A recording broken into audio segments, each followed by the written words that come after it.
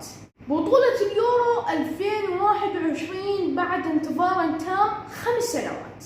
البطولة كانت تفتتح في صيف 2020 ولكن من جائحة كورونا صارت في صيف 2021. اليوم جايين نتوقع للمجموعات ال6 لبطولة اليورو.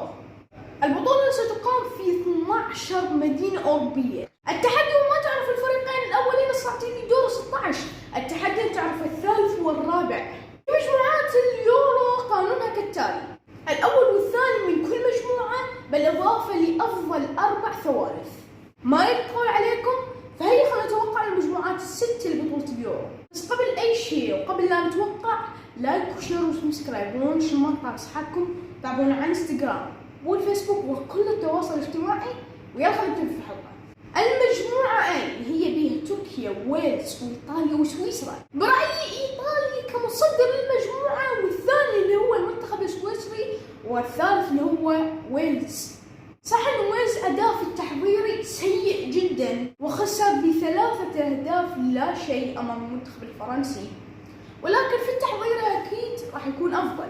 المجموعة الثانية الدنمارك وبلجيكا وفنلندا وروسيا. برأيي بلجيكا ستصدر للمجموعة والدنمارك ثانية، والمنتخب الروسي الآخر من نظم كأس العالم راح يكون بالمركز الثالث. المجموعة الثالثة النمسا وهولندا وأوكرانيا ومقدونيا. برأيي هولندا ستصدر المجموعة وتاخذ معاها أوكرانيا.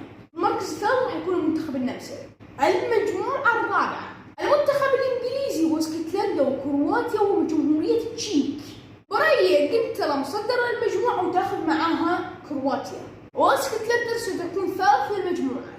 المجموعة الخامسة هولندا وإسبانيا والسويد وسلوفينيا. برأيي إسبانيا ستصدر المجموعة بالإضافة إلى المنتخب السويدي والمنتخب البولندي. نأتي إلى المجموعة الأقوى، أقوى مجموعة في تاريخ كرة القدم، فيها آخر بطلي كأس العالم 2014 و2018 وآخر بطل يورو. فنتكلم الآن عن المنتخب البرتغالي والمنتخب الألماني والفرنسي والهنغاري أو المنتخب المجري. مجموعة صعبة جدا. نعم، المركز الأول والثاني والثالث لثلاث منتخبات هم ألمانيا وفرنسا والبرتغال، ولكن مين سياخذ أول بطاقتين ويتأهل من دون وجع رأس؟ ألمانيا تعاني جدا خاصة في دوري الأمم الأوروبية، ولكن أتوقع فرنسا متصدرة للمجموعة وراح تاخذ وياها المنتخب البرتغالي. يكون المنتخب الألماني ثالثا للمجموعة والمنتخب الهنغاري المجري الرابعا.